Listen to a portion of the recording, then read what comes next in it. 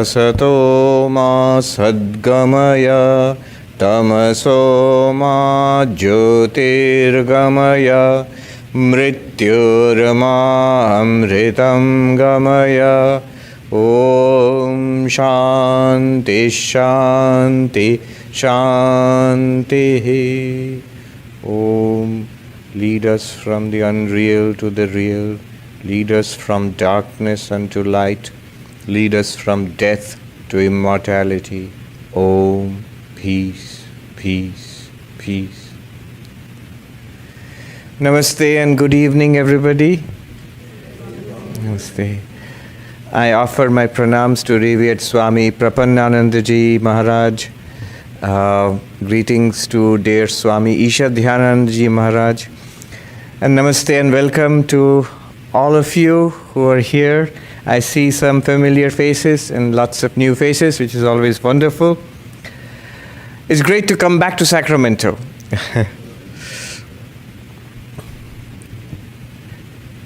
It's also connected with the memory of Swami Ashokananda ji. And I really grew up reading books of Swami Ashokananda ji, his lectures which were compiled into books. I think that is one of the sources of my interest in Vedanta. The subject this evening, actually, when Swami Vivekananda says, what is Vedanta? He says, Vedanta is basically the divinity within ourselves and the oneness of all existence. So that oneness of all existence, this is a theme. It's a big theme. It's a profound theme. But I was just talking to our Swami Isha Dhyananda ji this morning, that do you remember when we became monks, one of the vows which we took was, in Sanskrit, it goes like this, Brihad Vade Masuviraha. Let us speak of great things from now on. Now that we have become monks, now that we are sannyasis, from now on let us speak of great things. Let us speak of the vast. Let us not speak of anything small or petty or mundane from now on. What a wonderful view, to think about the vast, to speak about the vast. Nothing small, nothing petty. Well, we have taken up a big theme this evening, the theme of the oneness of all existence. To set things in context, Swami Vivekananda, he says the teaching of religions, things like all is God. When I speak about oneness, most people who have been coming to Vedanta will say, I know what he's going to talk about. It's all Brahman, it's all the absolute, it is all God, it's all divine. I already know that. That's true. We do know it. We have been hearing this all the time. But the thing is how to understand it and make it practical in our lives. Swami Vivekananda says the teachings of religions are well known.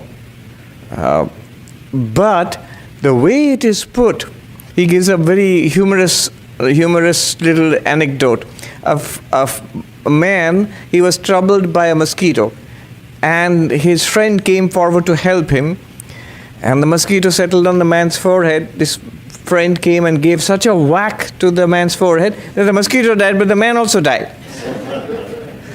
And Vivekananda says that the religions of the world, the advice they give seems to be similarly suicidal. It says that God exists, keep your mind on God, and turn away from worldly pleasures and enjoyment and worldly relationships and worldly goals. Turn away from worldliness. But the problem is, this so-called worldliness which we are supposed to turn away from, that's all we know. This is the world we know. Here are people. Here is I, myself, this body, this person. This is who I am. And these are the people in my life. This is the work that I do. These are the ambitions I have. This is my little story of, pleasure and pain. My memories, if all of these have to be turned away from. And to aim for a God, a Brahman, an ultimate spiritual reality, which seems theoretical to me.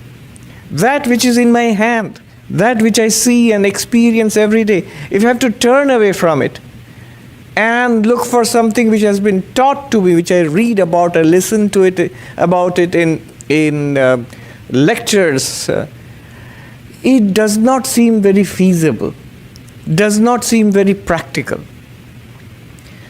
Swami Vivekananda, he says this is, we have to go a little deeper into this question of spirituality and renunciation. And he says, renounce the world, catch hold of God. What does it really mean? He, it's very interesting that how this was very meaningful and impactful in my life. This was about 21 years ago. I was a newly minted monk. I had just become a sannyasi. And I had gone off to the Himalayas.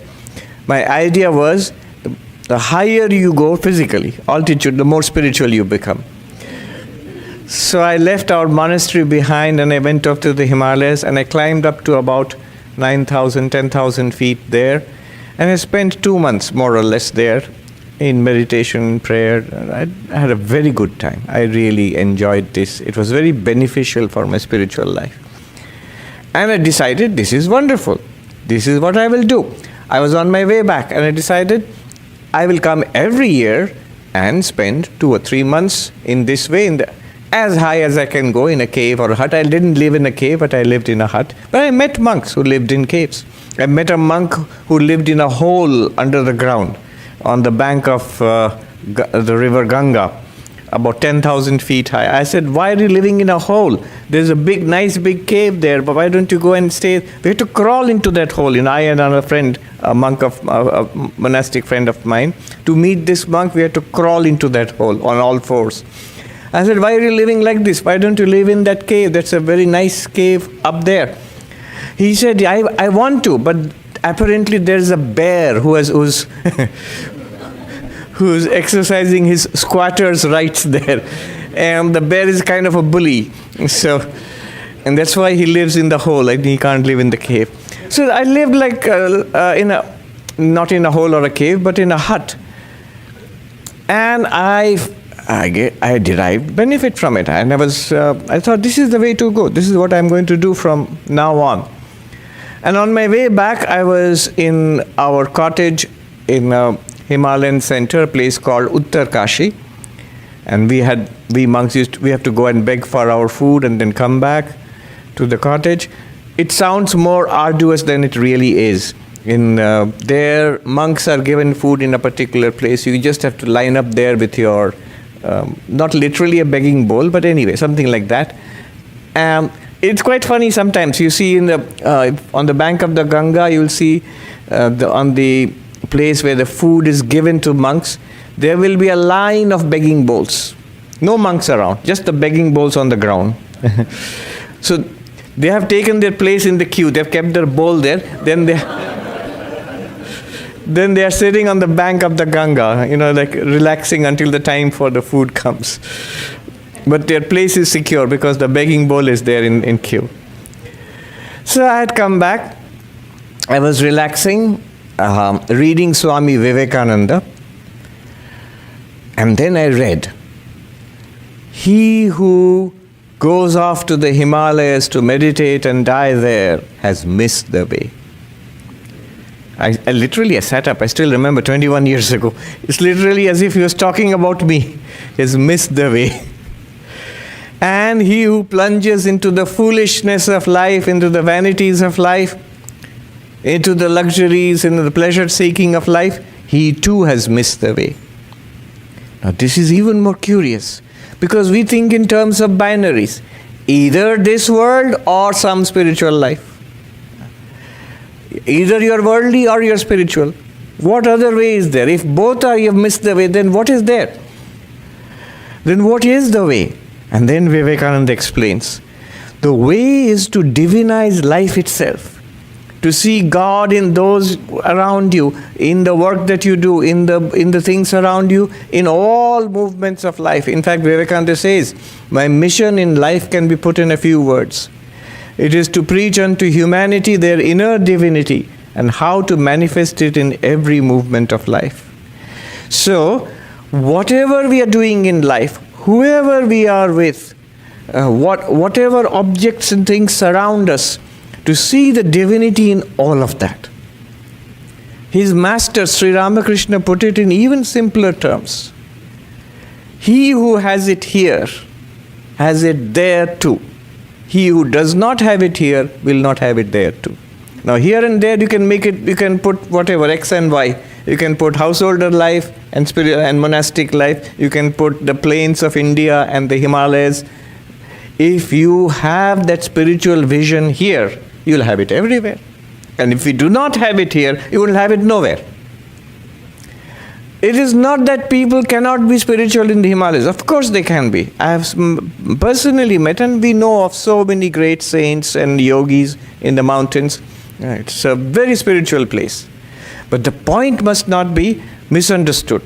The point is, it is a realization of something which is always available to us, which is available everywhere to us. And that constitutes spiritual realization. That one existence everywhere.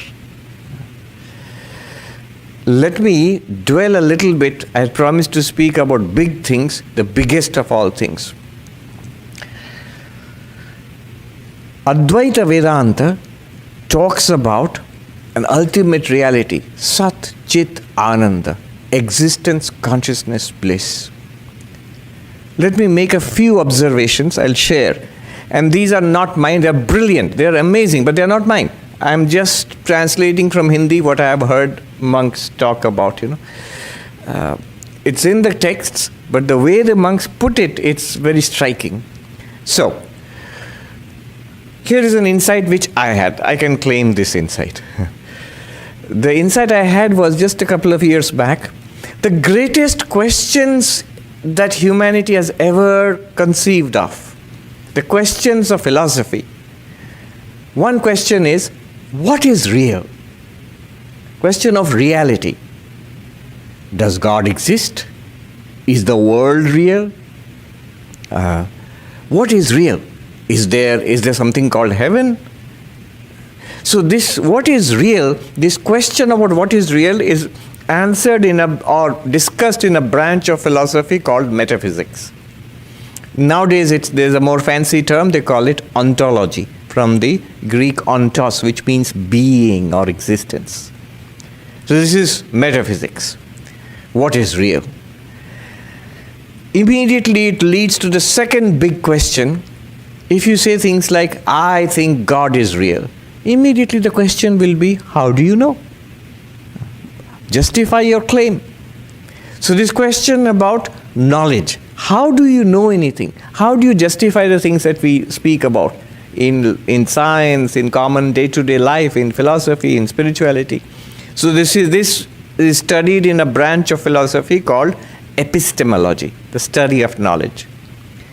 And finally, there is a big question about beauty, good and bad, the point of it all. What is the point of all of this? Is there a point at all? What can we expect in life? What's the best possible life? What is right? What is wrong? What is beautiful? So these were studied in different branches of philosophy called ethics, called aesthetics. So all of them now have been combined. There is a term which has become more popular recently. It's called axiology, the study of values. Study of values.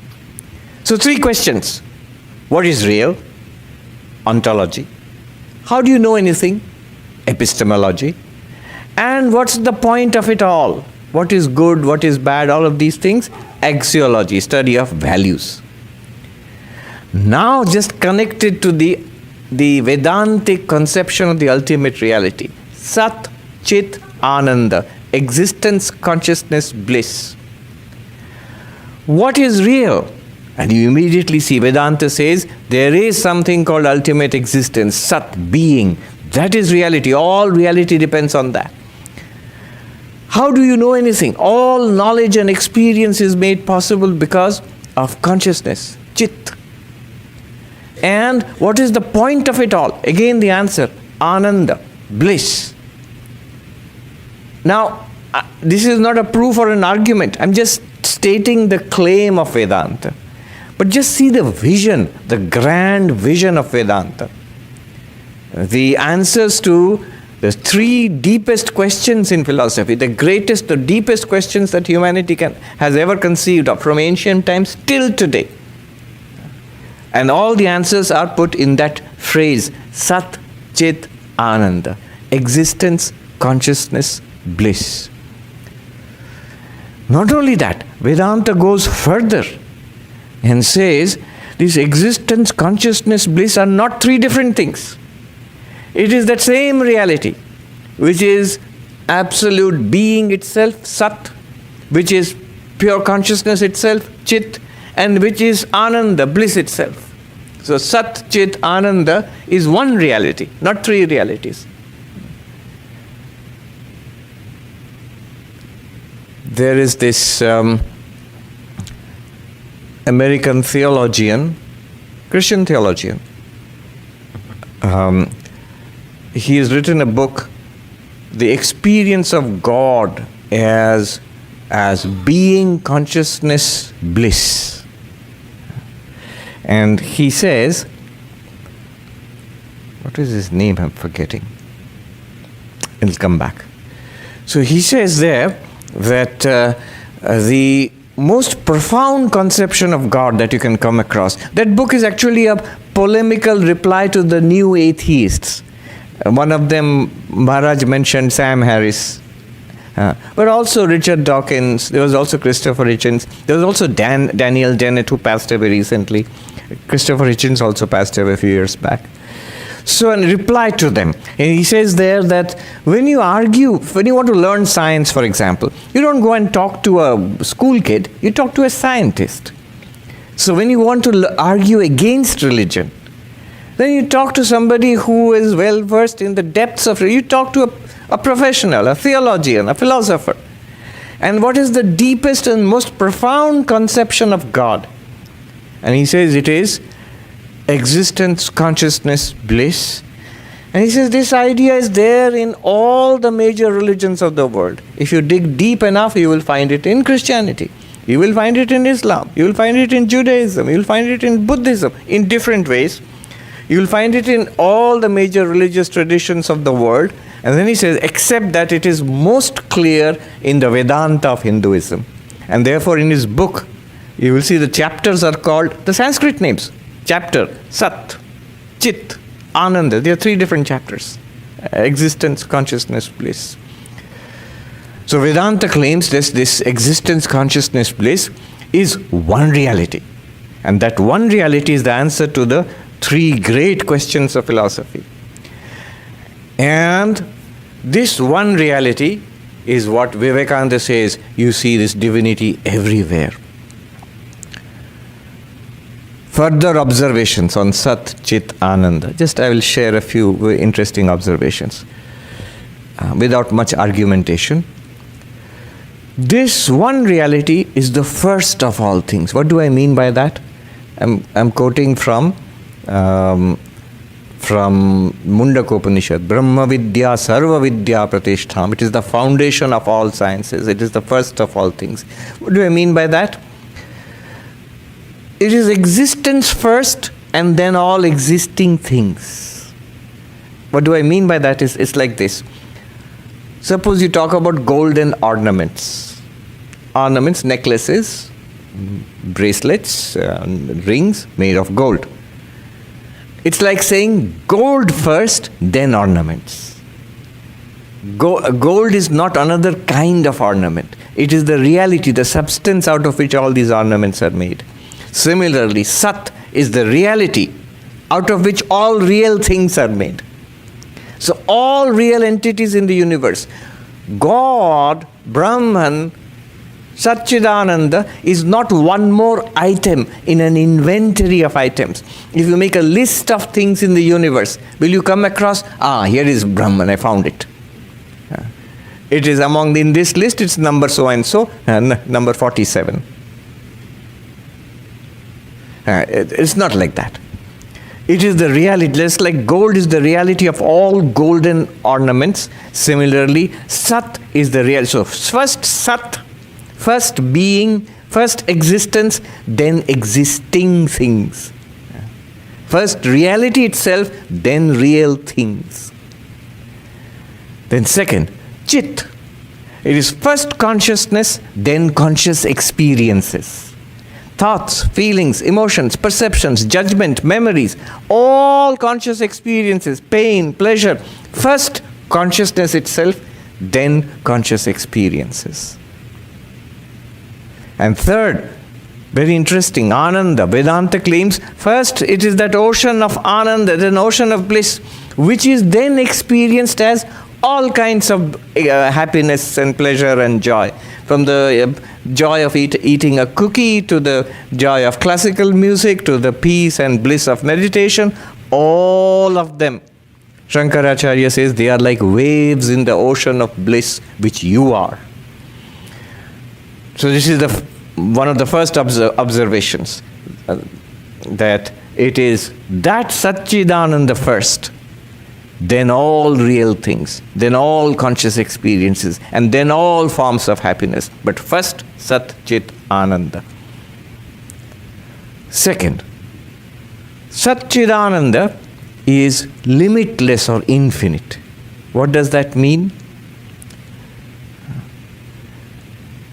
It is not any particular limited being, not a limited entity which is Satchidananda. All things are Satchidananda. The Sat being is not limited to one thing. That this is Sat and that's something else. No, all that something else is also that Sat. Chit is not one limited conscious experience which comes and goes. A flash of pain, a burst of pleasure, a thought, an idea which comes and goes. Not like that. It is unlimited consciousness. Bliss, it is not a particular joy. Rather, all joys are that bliss. So similarly, Satchidananda is infinite, Ananta, not limited. That's another observation. And the third observation is that Satchidananda is oneness. Where cause and effect are one. Where the ground and that which is on the ground is one. See, I'm translating from Hindi. Those who understand Hindi will see what I'm saying. The original language I heard was, Jahan karya karan ek hai, jahan aadhar aadheya ek hai, that is Sat. What do I mean by that? Usually cause and effect are two different things. A seed becomes a plant. Wood is made into the table. So some change is done. Some kind of movement from the cause to the effect. But when you say cause and effect are one, what it means is, it is something beyond causality. What was there in the cause is also equally there in the effect with no difference whatsoever. That means there is no ultimate change in that reality. There is it's basically that existence is beyond causality. That's what is being said. So cause and effect, where cause and effect are one, that is Sat. Where the seer and the seen, the experiencer and the experienced are one. Again, I'm translating from Hindi. Jahan drashta aur drishya ek hai. Usually when I am the seer and this is the seen, they're different. I am the experiencer, this is the experience, they're different. Two different entities. But they are one. How they are one, we will see later on. This is the theme of this evening. But they are one. That is Chit. And where the enjoyer and the enjoyed become one, that is Ananda, bliss. Bhogya or bhokta or bhogya ek hai. That is Ananda. It sounds better in Hindi actually. So this is the grand theme of oneness, where the cause and effect become one. Where the ground and that which is imposed on the ground, they become one. that is Sat, being itself, where the experiencer and the experienced, consciousness and its object are one, where the enjoyer and the enjoyed are one. That grand, ultimate, absolute oneness is what we are talking about. All this sounds very abstract. Don't worry. We will go deeper into it. It will become more and more clear as we go into it. So I made these few points, I think 3 or 4 points about Satchidananda. What are the points? A good recap here. Satchidananda is the answer to the 3 great questions of philosophy. What is real? How do you know? And what's the point of it all? Answer: Sat, Chit, Ananda. Satchidananda is the first of all things. First Sat, existence, then all existing things. First Chit, consciousness, then all conscious experiences. First Ananda, bliss itself, then all pleasurable, happy, fulfilling experiences, aesthetic experiences. Then Satchidananda is infinite. It is not one limited thing. All things are pervaded by Sat existence. All conscious experiences are pervaded by Chit consciousness.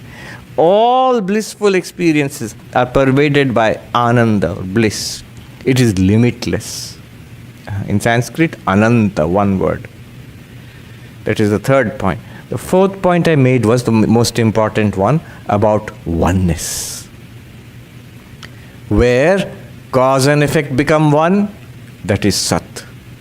Where the seer and the seen become one, that is Chit. Where the consumer and the consumed, the enjoyer and the enjoyed, they are one, that is Ananda. So Satchidananda, oneness. Okay, that was just an observation, by the way. Now we go deeper into this. This oneness, the seeing God in everything, that is what Swami Vivekananda says. Not only in the Himalayas, but everywhere. Whether you are in the Himalayas or in the plains of India, you see same Brahman everywhere. The one who has it here will have it there. The one who does not see it here will not see it there also. This is a theme from one of the greatest of Upanishads, the Isha Upanishad. In the Isha Upanishad, the first mantra of the Isha Upanishad, very famous. It seems Mahatma Gandhi said that if all the texts of Hindus were to disappear today and only the first line of the Isha Upanishad remains, all of Hinduism also will still remain. What is that amazing mantra? Ishavasyam idam sarvam yatkincha jagatyam jagat tena tyaktena bhunjitha magrira kasya suidhanam. Pervade all this, cover all this, the moving and the non-moving. All this means whatever we are experiencing, our entire life, cover it by God, by Isha. The word used is Isha. It literally means God, the supreme controller of the entire universe. Cover it by God. What does that mean? Cover everything by God? Shankaracharya, in his commentary, he makes 2 remarkable movements. He says, first of all, covering everything by God means uncovering. Because it's not that here is a world, now you have to put a cloth over it, just like you put a cloth and cover your bed, not like a bed sheet covering the bed. No. God is already there. The divinity is already here. You have to uncover it. How do you uncover God in this world? He says you have to discover it. Discover. So cover everything by God is equal to uncover the already existing God, is to discover the existing God. Discover always means when you discover something, what do? You inquire into it. You look into it.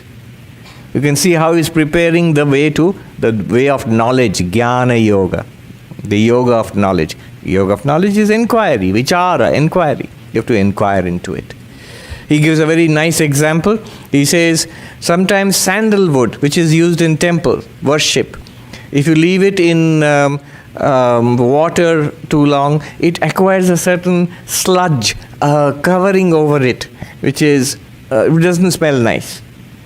But For that, to recover the original beautiful smell of sandalwood, you don't have to spray sandalwood spray on top of it.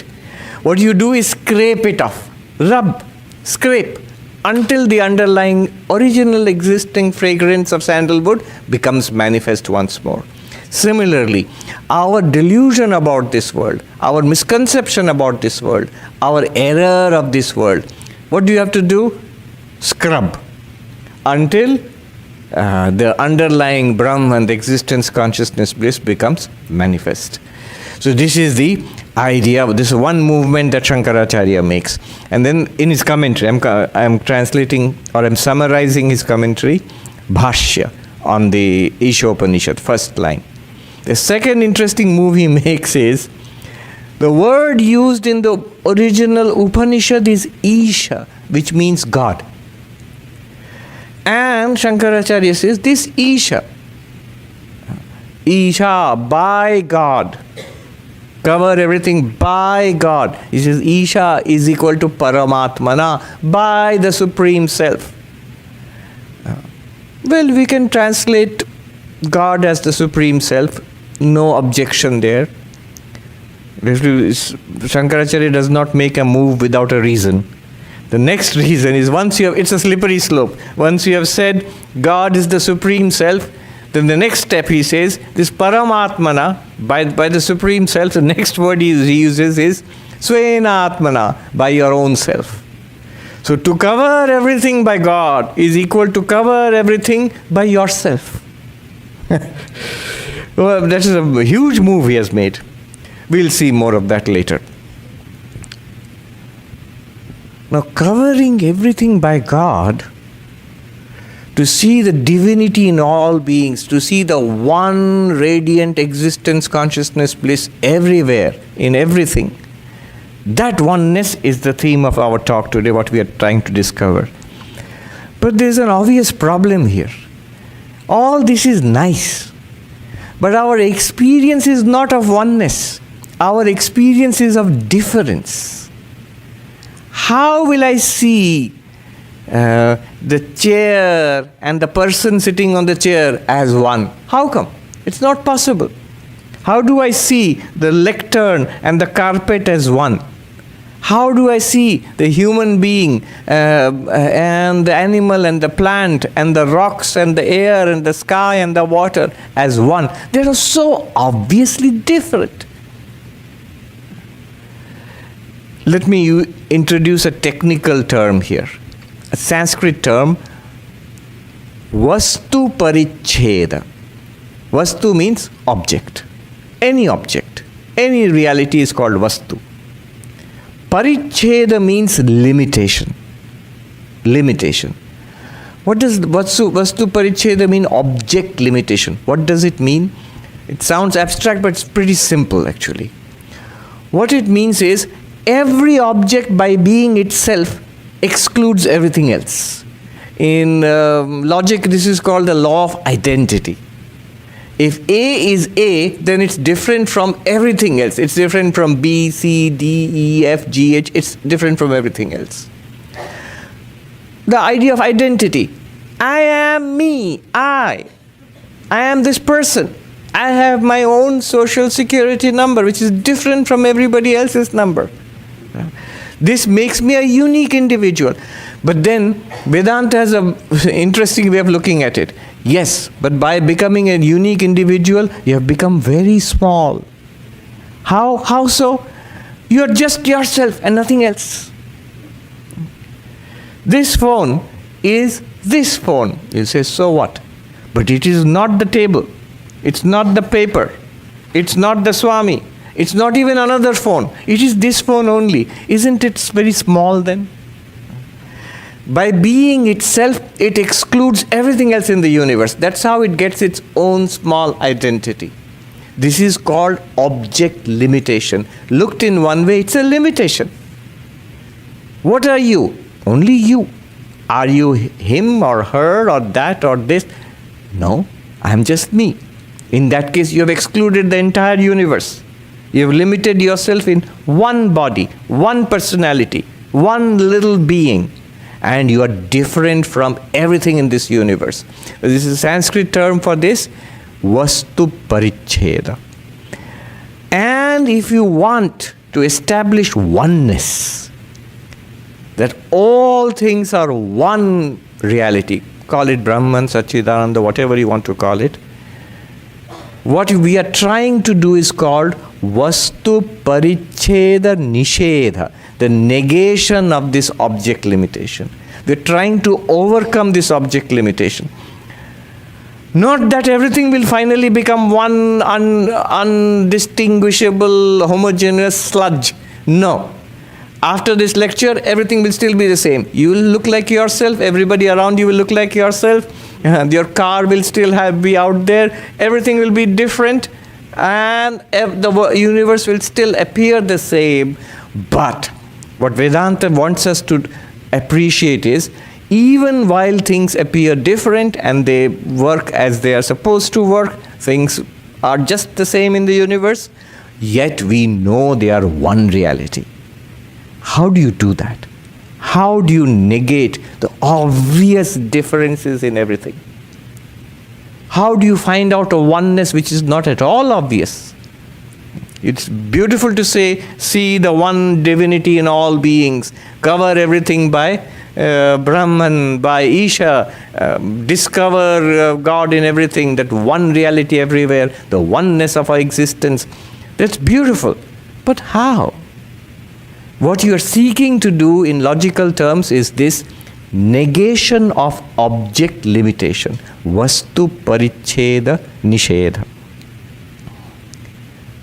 Is it getting very heavy? Good, because it's going to get heavier now.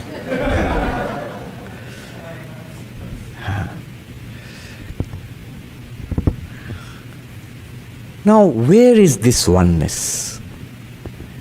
If we go a little further in the Ishopanishad itself, if we go to the 6th and the 7th mantras, if we jump ahead, the answer is there. The key to this. I understand, you have to see oneness. What oneness? Where are we to find it? All this sounds abstract. Make it practical. Show me that oneness.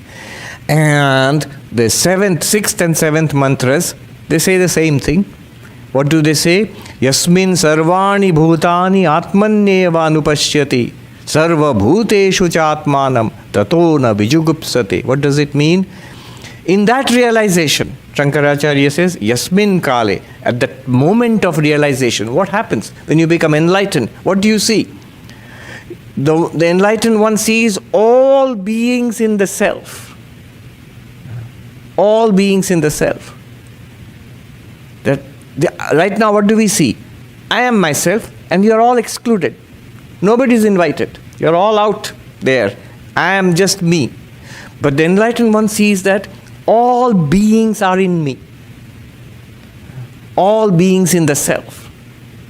Clearly, it does not mean the body. Bodies are all different. So in what self are we talking about? That is the question. And then, the self in all beings. Sarva bhuteshu chatmanam. In all beings you see yourself.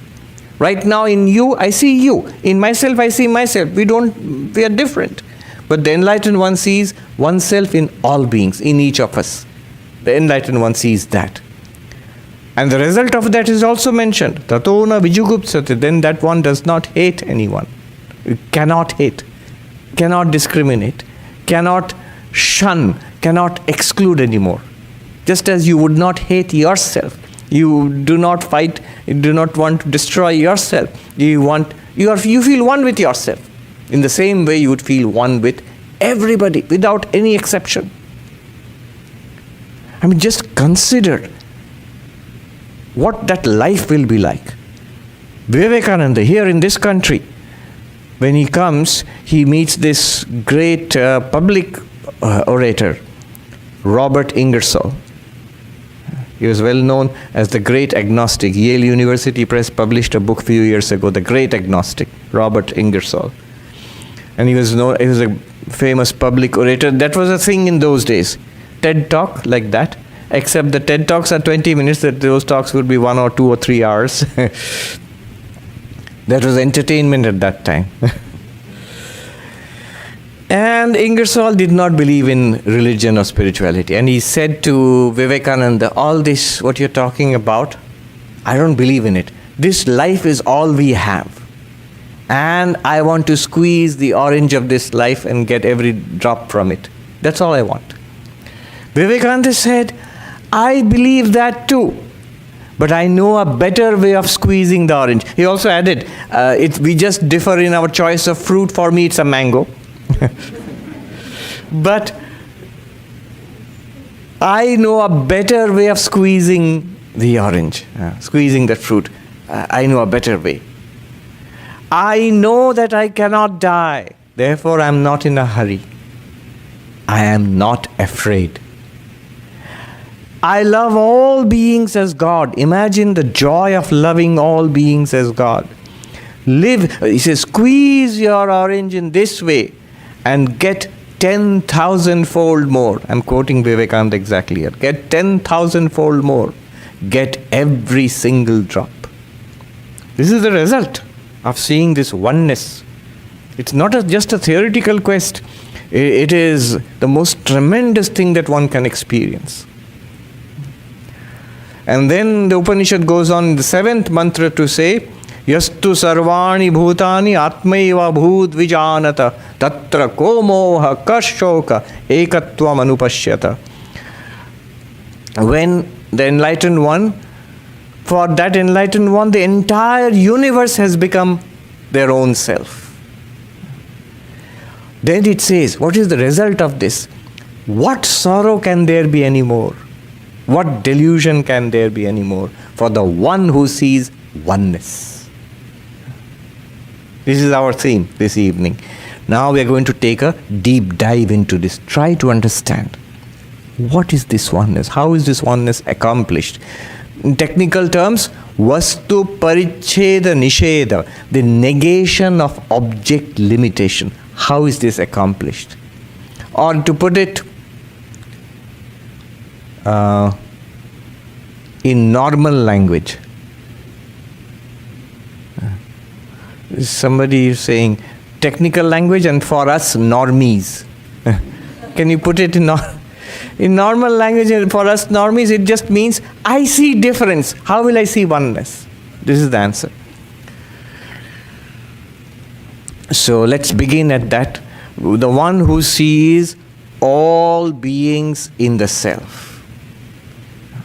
The language there is what is called in Sanskrit adhara adheya, the ground and that which is supported by the ground. The ground is, suppose this table. This is the ground. And what's supported by the ground? Phone, paper. All of this is supported by the ground. My hands. Now what is the ground is the table and the phone is that which is supported by the ground. These two are clearly different. Now, the next thing we need to see is that when the ground is consciousness, then the objects which are supported by the consciousness, what is there in consciousness, are appearances in consciousness. Here, two physical things, one thing can be put on top of another. They are two physical things, they are objects. One object can be imposed upon another. You can put one object on top of another. In consciousness, notice, just look at our own experience. When we are experiencing things in consciousness, what's happening? When I experience a phone, when I put a phone on a table, there are two different things. There is a table, there is a phone, I put it on top of that. But when I put the phone in my mind, when I experience it, what is happening? The phone is appearing, it's being experienced, it's a content of a conscious experience.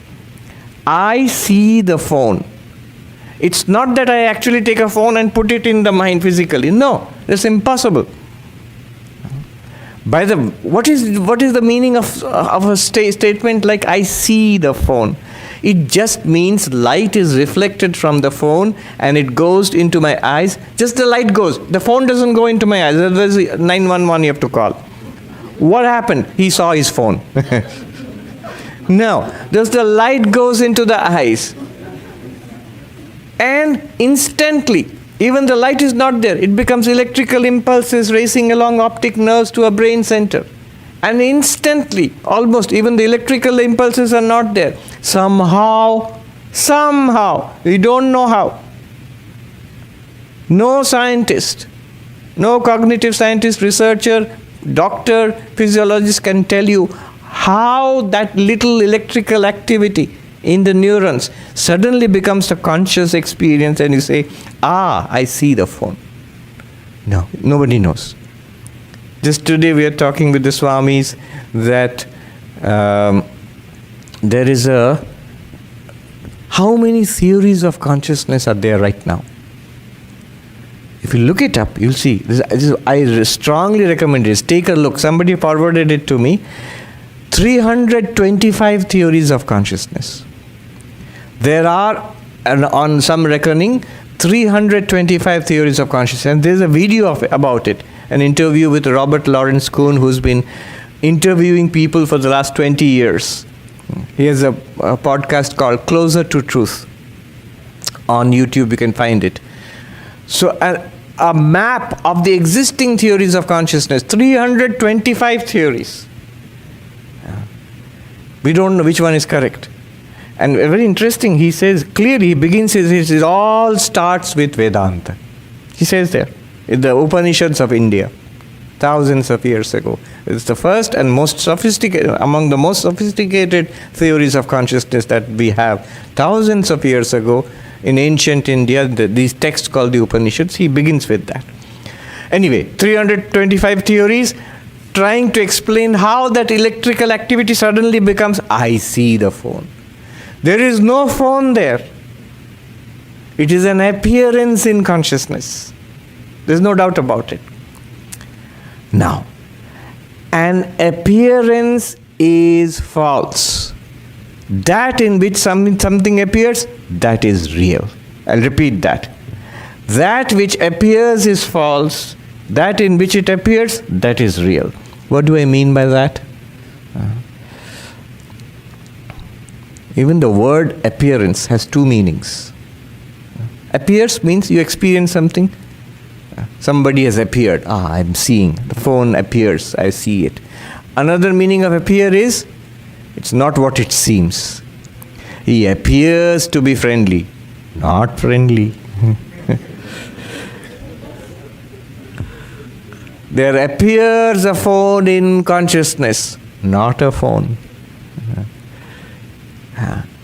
This is what Vedanta calls a name and a form and a function appearing. So let me give a couple of examples. It will become clear. What am I trying to show? That which appears is not real.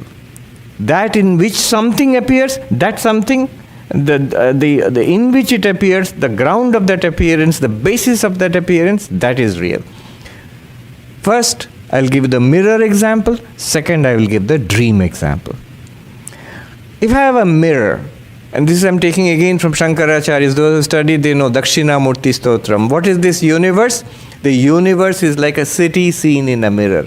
Vishwam darpana drishyamana nagari tulyam. Like a city seen in a mirror.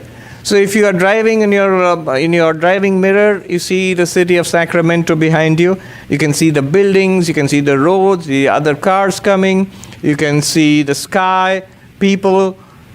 But in that mirror, there's a city out there. But in that mirror, what you are seeing, in the mirror there are no cars.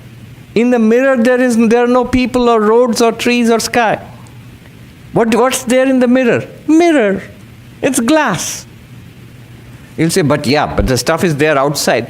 Shankaracharya at that time did not have computer screens or movie screens. They had only mirrors. He had to take pains to point out that just see the mirror. Forget about the world outside. In the mirror, a city appears. Roads, people, parks, sky, fountains. But there's nothing in the mirror except the mirror. It just looks like people, looks like road and a sky. And so in the mirror, whatever appears is not there. Only mirror is there. And yet after knowing this, what will happen? It will still keep appearing. So, what appears in the mirror is not there in the mirror. In the mirror, what's there? Only mirror. Similarly, the claim is what appears in consciousness is not there. It's experienced in consciousness, then what is there? What is being experienced actually? Consciousness itself. If you see a person in a mirror and you touch it, are you touching the person? No, you're touching the mirror. If you see a road in the mirror, you touch it, are you touching the road? No, you're touching the mirror. Similarly, when we experience anything in consciousness, what we are experiencing is consciousness itself. It just looks like that. Another example, same point. What appears is not real. That in which it appears, that's real. So the reflections in the mirror are not real, but that, the mirror is real. Similarly, a dream example. So suppose in a dream, we don't know we are dreaming. We are walking around in a park and seeing people and trees and the lake and people walking their dogs. And you're yourself there. And when we wake up from the dream, we suddenly realize, oh, it was a dream. What does it mean, oh, it was a dream? It means whoever we saw there, whatever we saw there, the park, it's not a park. It was the mind appearing as a park. It's not people. It was the dreaming mind appearing as people. It's not dogs being walked. It was dreaming mind appearing as the dogs being walked. The lake and the sky and everything, land, everything there was just the dreaming mind. Even you, in your own dream, the person walking down there, that body in the dream was also dreamt up by the mind. All that was there in the dream was the mind. Is it true or not? It's true. We all accept it. That's what our realization is the moment we wake up from it. We realize the mind itself appeared as 1,000 things there. But there were not 1,000 things or people there. It was just the mind. And the amazing thing is, in the dream, the mind is nowhere to be seen. It is people and places and happenings and good and bad and all of life. It just seems like a waking experience. It doesn't seem like mind. Yet when we wake up, we realize it was all mind and nothing but the mind. So whatever appeared in the dream was not real. But what was real? That in which the dream was appearing, the mind, the dreaming mind. So we have two examples now to demonstrate the point being made. The mirror and reflections. The reflections are actually not there. What is there is the mirror. The reflections are not real, mirror is real. Similarly, whatever is seen in consciousness is not real, consciousness is real. Dream. Whatever we seen in the dream is not real, but the dreaming mind is real, that which appeared as all things to itself. Similarly, whatever appears in consciousness is an appearance. The reality there is consciousness itself. This is the claim. And if we look a little closely, it has to be so. What else can it be? There are now scientists, cognitive researchers. Here in California itself, Donald Hoffman is there. There is another scientist and philosopher, Bernardo Kastrup, and a number of others who are beginning to think in this way, that whatever is appearing in consciousness must be consciousness itself. All right, let me give in to temptation and share with you one argument which I liked from Bernardo Kastrup in his book Analytic Idealism. He says, when you look at the horizon, you look as far as you can. You see land or water or something. You see the earth, oceans, etc. And if you go further and further towards the horizon, what will you see? Same earth or ocean, whatever it will be. But if somebody comes and tells you, yes, up to the horizon it is this land, earth, ocean, but beyond that is a miraculous something else, beyond the horizon. Only up to the extent that you can see is the earth. Beyond that is utterly something different. Heaven or hell or something is there outside. Just beyond that. You would be doubtful. Everything that I can see up to the horizon is earth only. And if I push it back further and further I go, I still keep seeing more earth. How do I know that this theoretical, extraordinary thing other than earth is there? There's no proof at all. Exactly like that, he says, whatever we experience and can possibly experience is a conscious experience, is a mental state, is a conscious state, whatever you call it. You do not need to distinguish between mind and consciousness only. Whatever we are experiencing now, the fact that we are experiencing it is that something is appearing in consciousness. That's an experience. What's an experience? An object appears in consciousness. Whatever we can experience also will always be an object appearing in consciousness. Whatever we can experience. If you experience this world, it's objects appearing in consciousness. Objects appearing means people are appearing, chairs and table are appearing. If you peer through a microscope, you will find many things which you did not see earlier, you will start seeing. You will see microbes and all that. Still objects appearing in consciousness. If you use other senses, ears, nose, all will be objects appearing in consciousness. A smell or a sound will appear in consciousness. If we use extraordinary senses like, say, the infrared sense of a snake or the ultraviolet, I think bees can see ultraviolet, I think, it will still be objects appearing in consciousness. So any experience is objects appearing in consciousness.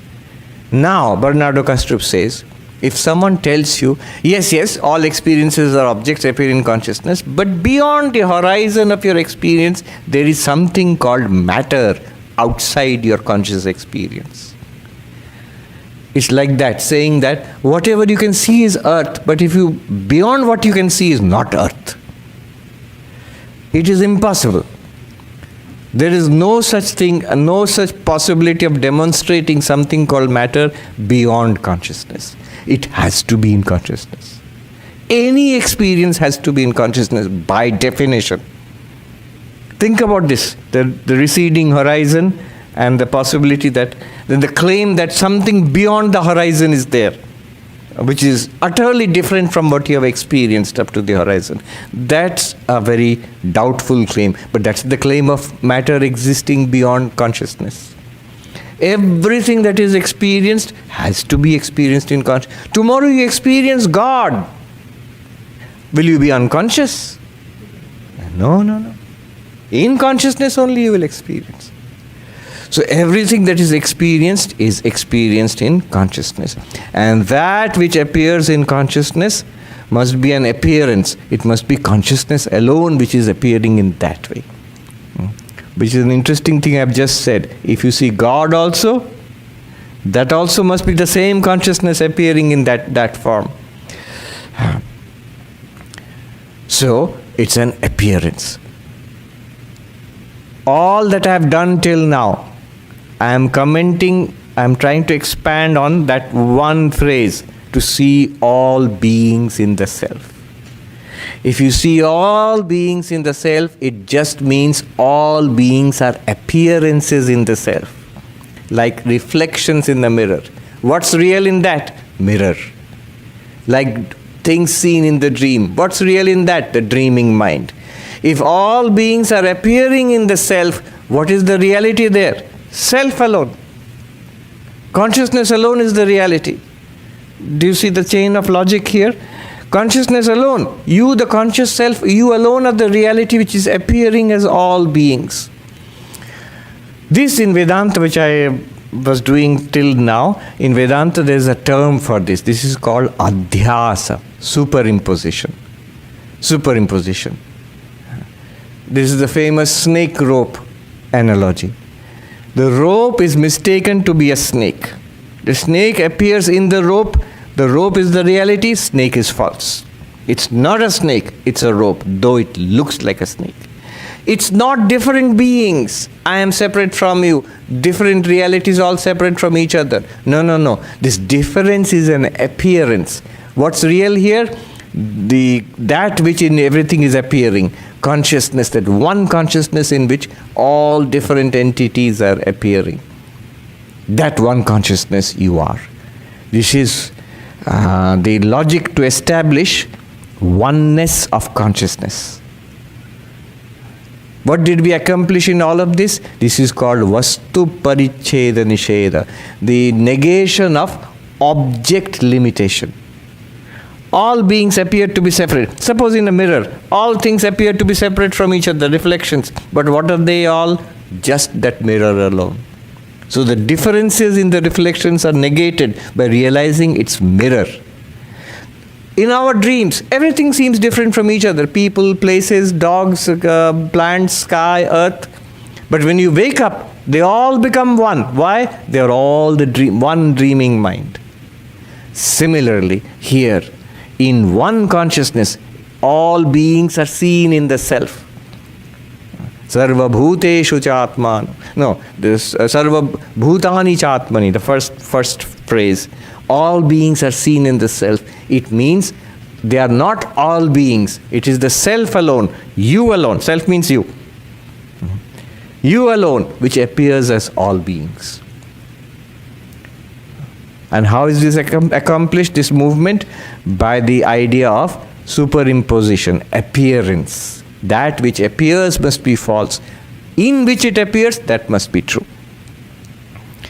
Now, if this is understood with this, we go to the next part of that verse and that mantra, and that's a shocker. Which our entire, this logical structure which I have built up now for the last one hour, it will collapse like a house of cards. Why? I'll tell you. The next part of it is very interesting. It says, Sarva bhutastham chatmanam. First you see all beings in the self. Next it says you see the self in all beings. Immediately this is a big problem for us. Why?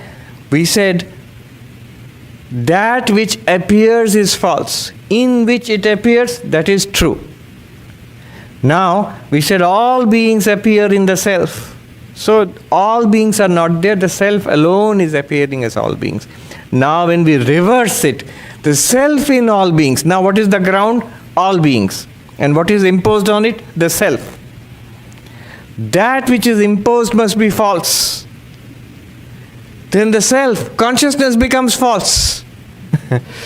It is like the rope is the ground and the snake is the imposition. Rope is real, snake is false. Now if you are saying all beings, to see the self in all beings, what in means that the ground is all beings and the self is in all beings, then that which is imposed is the self which must be false. In technical Advaitic terms, adhyasta, that which is superimposed, is mithya, is false. In this way then the self itself will become false. Atman will become false. Brahman will become false. Satchidananda will become false. And all beings is different beings, that will become real then. What is meant here? What is meant here is a subtle point. Earlier we had said the oneness was established by showing the falsity of the superimposition, the falsity of all beings in the self. All beings are appearing in consciousness, therefore consciousness is real and all beings are false. Now it is reversed. Thereby showing that falsity is not the teaching of Advaita Vedanta. This is a very crucial and subtle point. We are often taught, what does Vedanta teach? Brahman is real, world is false. But it's a teaching, it's a methodology. The goal is not to teach the falsity of the world. The goal is to teach that one consciousness only. That's all. So, by reversing it, what seems to be implied here is that it's not that all beings are false. It's that one consciousness and all beings are one and the same reality. Sister Nivedita says about Swami Vivekananda, what is the special significance of Vivekananda's teachings? The Upanishads, Gita, they would have been there even if Vivekananda had not come, and by implication if Sri Ramakrishna had not come. What is the special significance? Sister Nivedita writes, this is the crowning achievement of our master. She means Vivekananda. that the one and the many are the same reality. The one and the many are the same reality. One consciousness and everything that appears in that consciousness are the same reality. Not that one is true and the many are false, which seems to be what Advaita is saying initially. But when you reverse it, it becomes one reality. One and the many are the same reality, seen by different persons in different levels of spiritual realization. So, this is the grand conclusion that we come to. That now you abandon that talk about falsity. Just stay with the oneness. All beings in the self in all beings, it means it is one unbroken reality. That one unbroken reality, you are. Tattvamasi, this is the teaching. You are that one unbroken reality. What it means is this. Sri Ramakrishna is teaching, Shiva Jnana Jiva Seva. Serve all beings knowing them to be Shiva. You will not say there that, I heard the Swami saying all beings are false. I only exist. There is no all beings. No, not like that. All beings are there and they are Shiva, which you are also. So you find the oneness of all existence there. It is not one real existence which I am and everything else is false. Not like that. That everything else is false was used to negate the object limitation. Vastu paricheda nisheda. After that, what remains? The remainder is oneness only. Not one real Brahman, one real consciousness, and lots of false entities. Not like that. I remember Swami Nirmuktanandaji, Upen Maharaj was there. He was, you have also seen, he was a disciple of Swami Shivanandaji, Mahapurush Mahaji in Belur Math. Very senior, revered old Swami. When this happened, he was nearly 100 years old, 99. He lived to be more than 100. So I approached him once. He was sitting on the bank of the Ganga, and those who have visited Belur Math, Holy Mother's temple, Ma Sharada's temple, he was sitting there. I asked him a question. Because I had a feeling that he is an enlightened person. How does an enlightened person see all this? Does that enlightened person see that one Brahman is there and the whole world is like a shadow or like a dream? Or what's going on in my mind? The mirror and reflection example. The one underlying reality and everything is superimposed. That example is going on in my mind. Is it that one reality does the enlightened person see and the whole world is like a shadow or like a dream or something like that? And his answer was, he thought for a moment, just a moment. And then he said, no. In Bengali he said, ta keno hobe? Eki ache, ektai ache. He said, there is only one. It's not that there is one Brahman and one false world. Brahman is real and a false world. No. There's one dreamer and a dream. No. It is one reality. One non-dual reality. This is the Aktai Ache. There is only one. And then, I was reminded of Ramana Maharshi, the great non-dualist. He says, it is only the enlightened one who can say that the world is real. We think, after reading a lot of Vedanta, the enlightened one will say, oh, Brahman is real, the world is false. No. It's the enlightened one who can say that the world is real. What do you know of reality? The enlightened one knows reality. The enlightened one can say the world is real in what sense? He sees the spiritual reality, that oneness in all beings. That one the enlightened one sees. And therefore can say it is one reality. Ramana Maharshi further says, the universe is the expansion of the self. Universe is the expansion of the self. If you find out who you are or what I am, then the universe, you will see it is one with you. It's that same one reality. I have run out of time. I think it's better to do some question answers. Yes. So this was just one more observation, which is interesting observation. If you put together the first mantra and the sixth and seventh mantras, you will find something interesting. The first mantra says, Ishavasyam idam sarvam. All idam sarvam. Just keep your mind on idam sarvam. It means all this. What is all this? Isha. And then in the sixth and seventh mantra it says, Sarva bhutani cha atmani. All this is in the self. Now you have this equation. Isha is equal to all this, is equal to the self. God is all this. God is equal to all this, is equal to the self. In other words, if you remove the middle term, all this, then what does it become? God is equal to the self. This is the great teaching, Tattvamasi, you are that.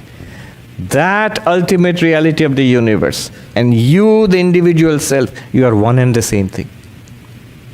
If you put together the first mantra and the sixth and seventh mantras, you will get what is called the Mahavakya, Tattvamasi, Aham Brahmasmi, you will get that. Okay, this is just an interesting observation.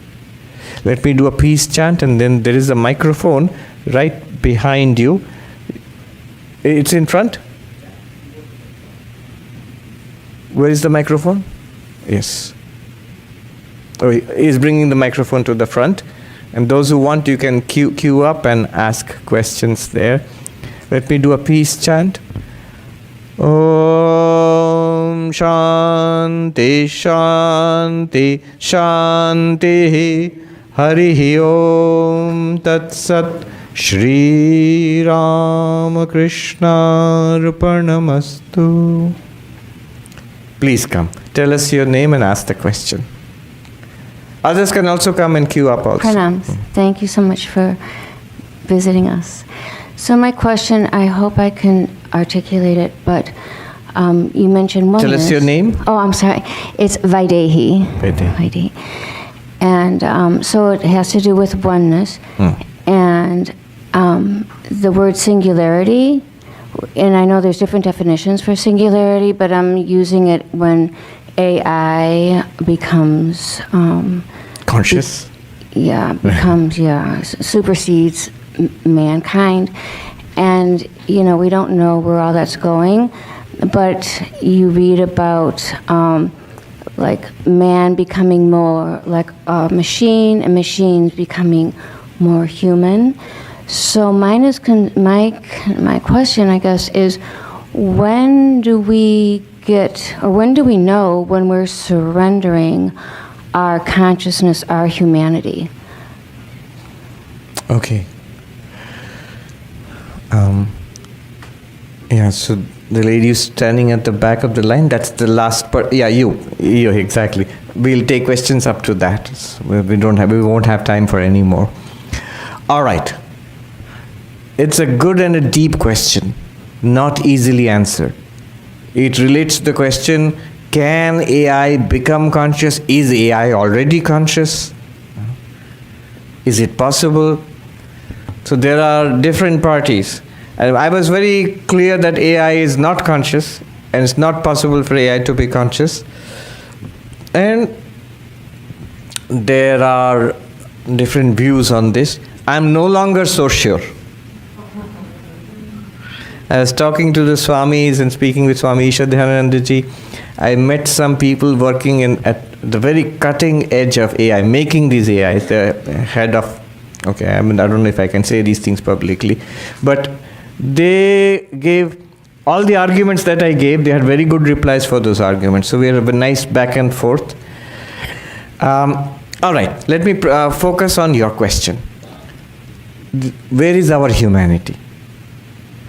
And that's a very interesting question. Notice what was first affected by the rise of AI, ChatGPT. What was first affected? The humanities were affected. We thought that AI and all will come and make all our regular work, it will take over, and we can do things which are peculiar or special for human beings. We can be creative, write poems and songs and be artistic and whatnot. Well, what does this AI do? It writes poems and songs and it is artistic, it can paint pictures, make movies. All those things, this creativity which we thought were peculiar to human beings, that AI attacks that straight away. First thing it does is it replaces you there. The so-called our understanding of humanity as creativity, as intelligence. AI is creative. AI is intelligent. Maybe not in the way we are, but as far as the products are concerned, if you see the output. Yes? Today Swami showed me a wonderful poem written by AI about him. Very, very nice poem. And not only is the poem good, that AI can do one thing which no human poet can do. It can write one more poem like that and one more poem like that and another poem, and all day long it can write newer and newer poems also, which no poet in the world can ever do. All right. So if creativity, intelligence, let's focus on creativity. If creativity is not the defining feature of humanity, then what is? I think this is an irony about humanities. Modern humanities took pride in being secular. Last 100 years or so, 200, 250, 200 years, reject religion. Nothing to do with religion. Human beings' speciality is we are creative beings. We are. Now this AI threatens you at the heart of your definition of humanities. And the result was immediate to see. The first result was in all the college and school campuses. All the departments, they were felt that students will start using AI to do their assignments, which they did, and they're doing now. Your essays and whatever, they're all written by AI. Students, if you survey the students, even if they admitted or they admitted openly, we are all writing with AI. So now, what is under attack? Humanities are under attack. A monastic friend of mine, it's not that the sciences are invulnerable to AI. A monastic friend of mine who is a noted mathematician, he's a monk and a noted mathematician, he is a little biased in favor of science and mathematics and little against human. Although he's a monk, seems to be little bit anti-humanities. So he said, I always said that humanities is not real knowledge. Science is real knowledge. Notice that AI does not do science, but it does humanities. It can write a poem or a story or an essay. It can digest your articles or books nicely, but try to make it discover a new theorem, or it can't do it. So therefore, mathematics and physics and chemistry, this is real knowledge, and your humanities it's not real knowledge. A machine can also do it. But now I realize this was 2 years ago, this is no longer true. Right. AI, many people have assured me, AI is doing pretty good science. Pretty good science. Mathematics also AI is doing. Now, answer to your question. So this is that what we thought, modern thinking about the human nature, that is under serious question now. Because the AI, which is not human, is doing all of that quite well, at least in its output. Then, now your question is, your precise question was, where does our humanity lie there? Is there anything exceptional to humanity, or will humanity be replaced by AI? Replaceable. There is something exceptional. Not just love. What is the basis of love? Or hate also? AI neither loves nor hates. Consciousness, yes. That is the distinguishing feature. So far we can see, at least up to now, AI is not conscious. Although it is intelligent, although it is creative in its own way, it mimics human intelligence, but it does not mimic consciousness. It does not have first-person experience so far. Earlier I would say it cannot have first-person experience, but after my interactions with some scientists and AI people, I'll say so far. The distinguishing feature of consciousness, of humanity, is consciousness. Why am I saying so far? Because by our very Advaita Vedanta, consciousness is an all-pervasive reality. If you can mimic the human mind through AI to some extent, at some level, then that consciousness, as it is being manifested in this body and mind, it can become manifest in an artificial body and artificial mind also. Why not? In principle, why not? That possibility is still there. Okay, thank you. Okay, thank you.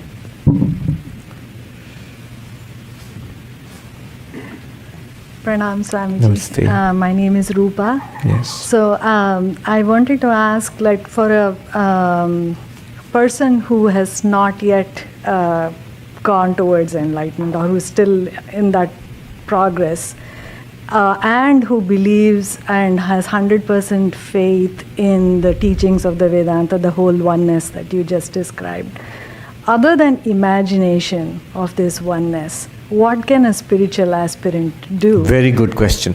Because you Yes. will see all the things, and Yeah. you will say, okay, this is all together. And Yes. beyond that imagination, what can a spiritual aspirant do to progress? Exactly. Very good question. What can we do to progress towards the actual realization of oneness? Not just talking about, we were theorizing about it, but actually experiencing it. Very good question.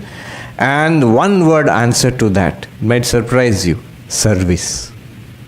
Seva. What breaks down the barrier between me and you? Service. Unselfish, selfless service. Even the word selfless, the small s self, is the barrier between you and me. I am myself, you are yourself. Small s.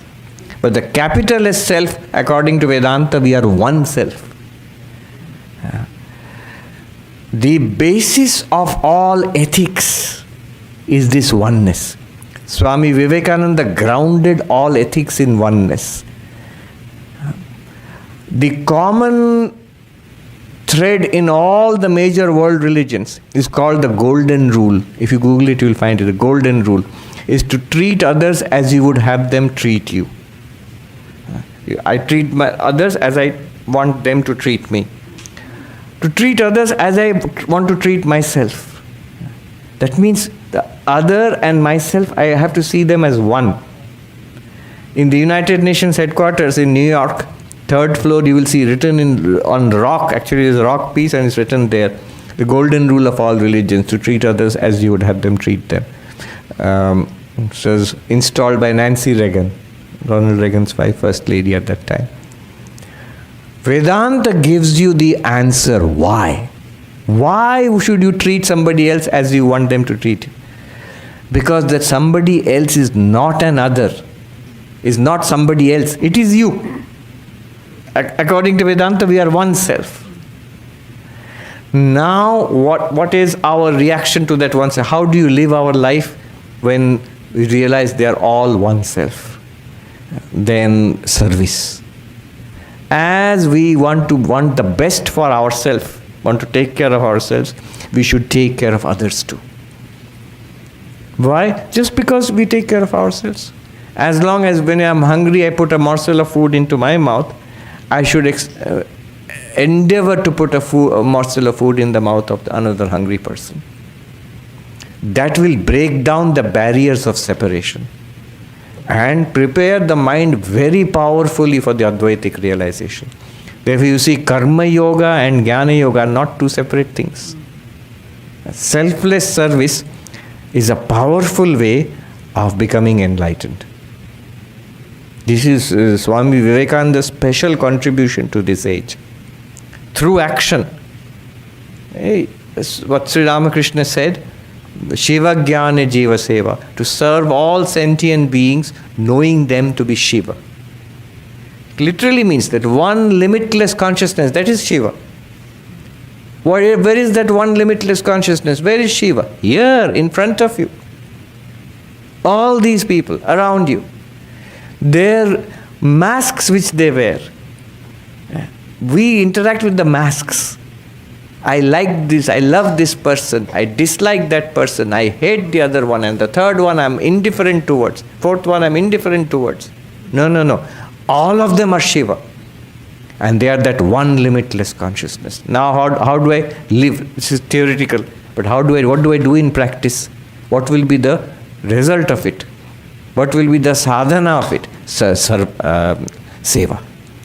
So that is one word answer to your question. A very good question. Seva is the sadhana. Keeping in view that spiritual oneness. Because service can also be done keeping in view, I will get an award, I'll get the best neighbor, I'll get a prize or by the Rotary prize at the end of the year. None of them are bad. But they are very small compared to this final spiritual award, that the self-realization as one Brahman or Atman. Yes, thank you.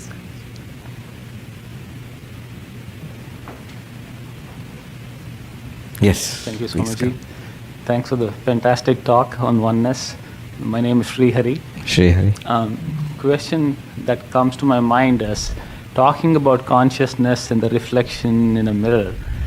You said there are 325 theories of consciousness. Yes. Right. One of the thoughts that came to my mind is all of this is also based on the person's intellect and cognitive abilities. Yes. And there are a lot of people in this world who may not have the cognitive abilities to explore consciousness in the fashion that we are talking about.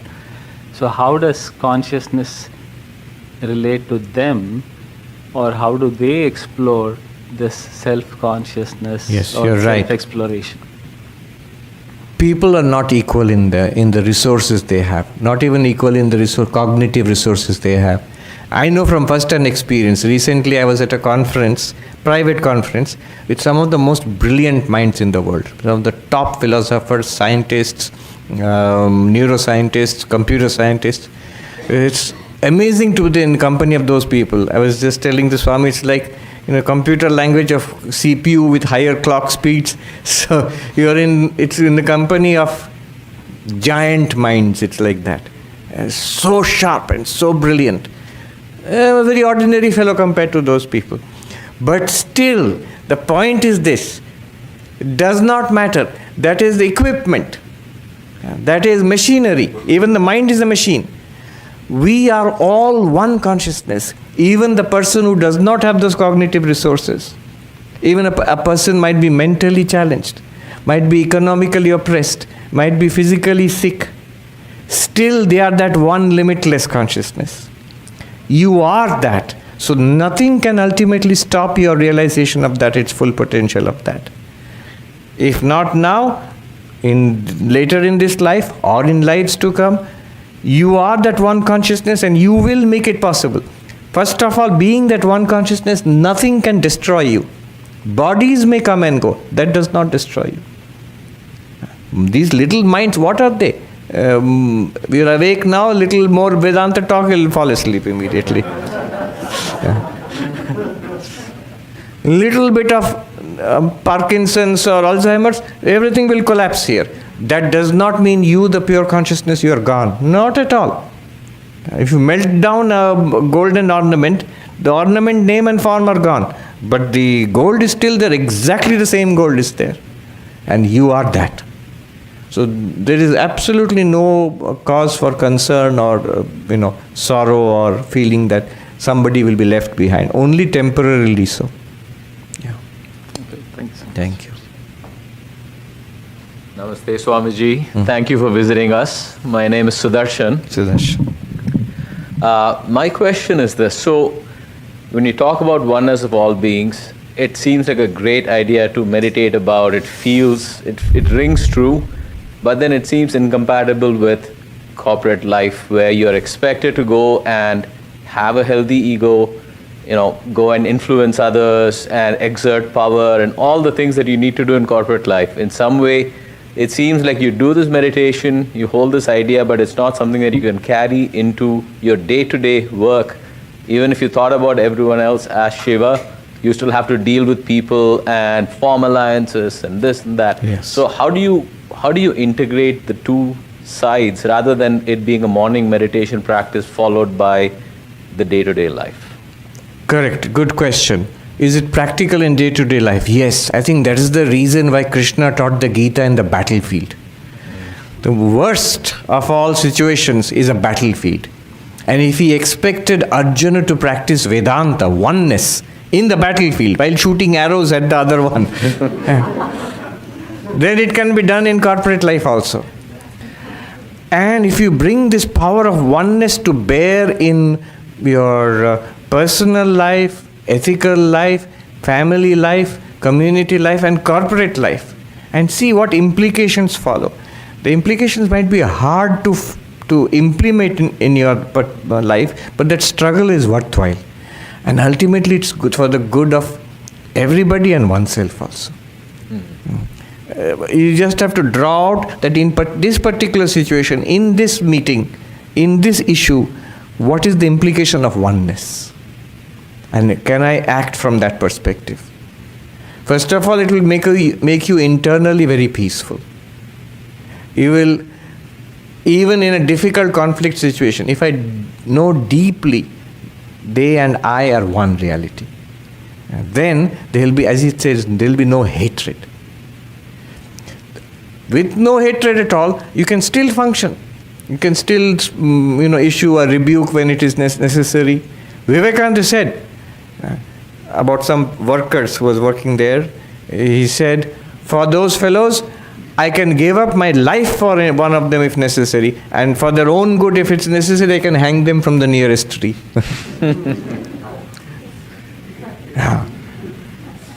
The good is our onward spiritual journey.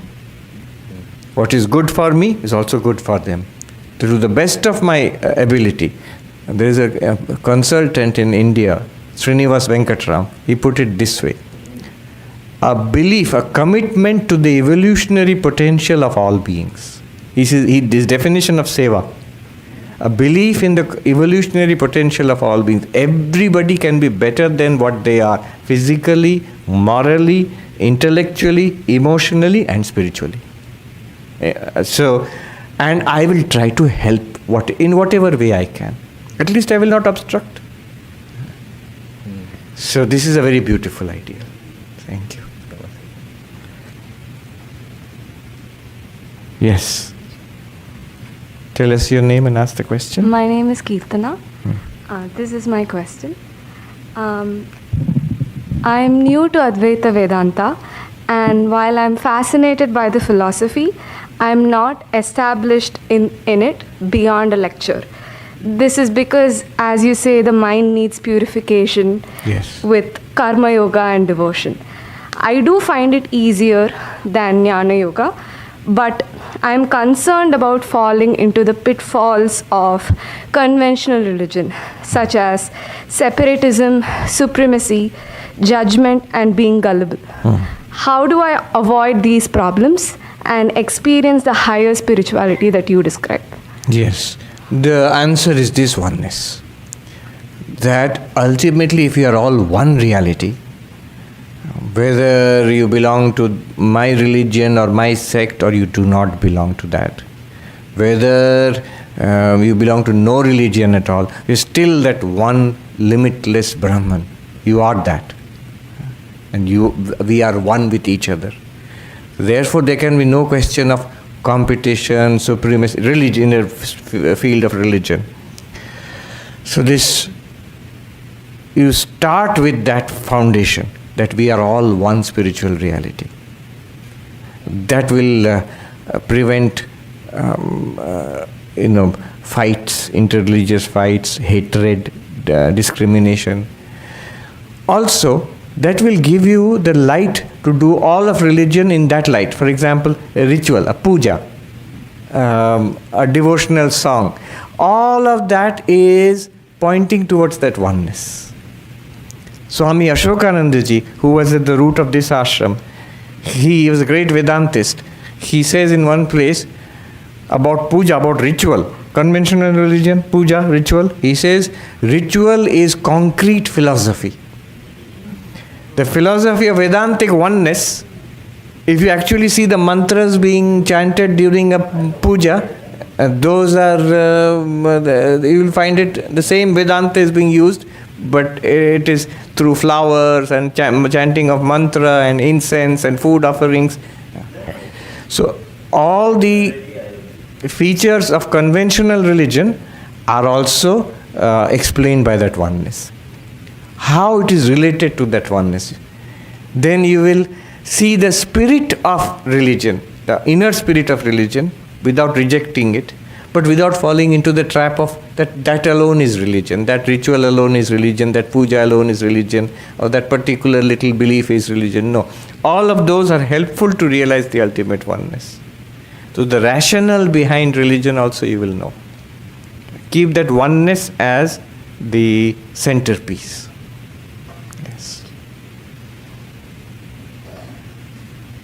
Pranam Swamiji. Namaste. My name is Sarvamangala. Yes. Thank you for your gracious presence and your enlightening talk today.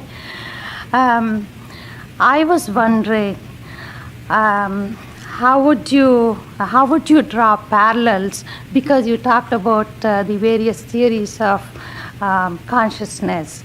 I am one of those who is eternally lost in all these theories. Mm-hmm. So how would you draw parallels between the panpsychism, consciousness of panpsychism, where it sees consciousness as the fundamental property of the universe, such as like mass, time, or gravity? So is it very much similar to the Vedantic, the idea of Vedantic Brahman that you so eloquently taught us Let me today? just touch upon that point, and then this is a big question. Yes. So this whole idea of panpsychism has recently been revived. Panpsychism is an old theory in Eastern philosophy and European philosophy also. The idea of panpsychism is that mind or consciousness, they don't distinguish. It's a fundamental reality of the universe. What do you mean by fundamental reality of the universe? David Chalmers, who coined the term hard problem of consciousness, he explains that in science, when you cannot reduce something to more fundamental phenomena, you cannot explain it in terms of more fundamental particles or forces, then you must consider that thing, that entity, to be fundamental, because you can't explain it otherwise. Similarly, he says we may have to see consciousness as a fundamental feature of the universe, because if you are unable to reduce it to brain functionality, then is it possible that consciousness is fundamental, not being generated by something more fundamental? Consciousness itself is fundamental means it cannot be reduced to anything more fundamental. And just like time, space, matter, energy, consciousness is also a feature of the universe. This is not Advaita Vedanta, not at all. This is closer to, say, Sankhya, a pluralistic worldview where Sankhya says consciousness is a reality and material universe is also a reality. Sankhya calls it Prakriti, Purusha and Prakriti, consciousness and material universe. So panpsychism is little closer to Sankhya. I mean, I'm taking in broad picture, I'm talking in broad terms. Advaita will go further. It will say, so consciousness is a fundamental part of the aspect of the universe? Yes. Then what is the relationship between that consciousness and everything else in the universe? Do they exist equally? Then in that case it's like Sankhya. Or is it that everything else in the universe, if consciousness is there, the fundamental reality, then everything else in the universe becomes an object to consciousness. And what is the relationship between object and consciousness? As we saw, objects appear in consciousness. If they appear in consciousness, they cannot be a parallel reality. It must be consciousness itself which is appearing to itself as the object, and therefore the non-duality, the oneness of consciousness and the object, it becomes established. That's the one argument for establishing non-duality of consciousness. This is the relationship between the pure consciousness of Advaita Vedanta and panpsychism. One connection. A lot more can be said about this. And if you have time, how does that compare to Vijnana of Buddhists? So that is again another different topic. Let's not go into that. But this just shows how much in ancient India these subjects were discussed threadbare. Almost all the positions being taken up now are found in some text or the other, in some position of the other in ancient Indian philosophy. I just met recently a very well-known physicist, Carlo Rovelli, and in one of his books, Helgoland, he has written that my interpretation of quantum theory, when I talk about it, many times people have said, have you read Nagarjuna? And so, he's right in the book. I decided to read. He read in an English translation by J. Garfield. And he said, I was stunned to see that this Indian philosopher, Buddhist philosopher who lived nearly 2000 years ago in India, his worldview, his explanation of what is the world in terms of interdependence, matches my quantum theoretic understanding of the world today. Not that that person knew quantum theory, but just by doing philosophy, he comes to the same understanding of the world which I come to today in the 21st century. So amazing that these such depth and sophistication were there. Does not mean that we should stop there.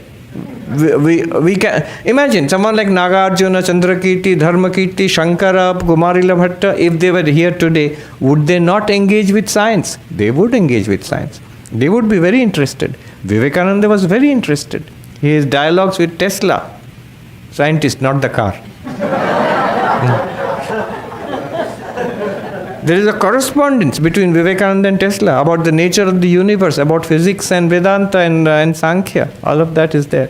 So we are living in a very interesting time. Let us see where it goes. In our own lifetime, I think we are already seeing such amazing things. Thank you very much. Thank you so much.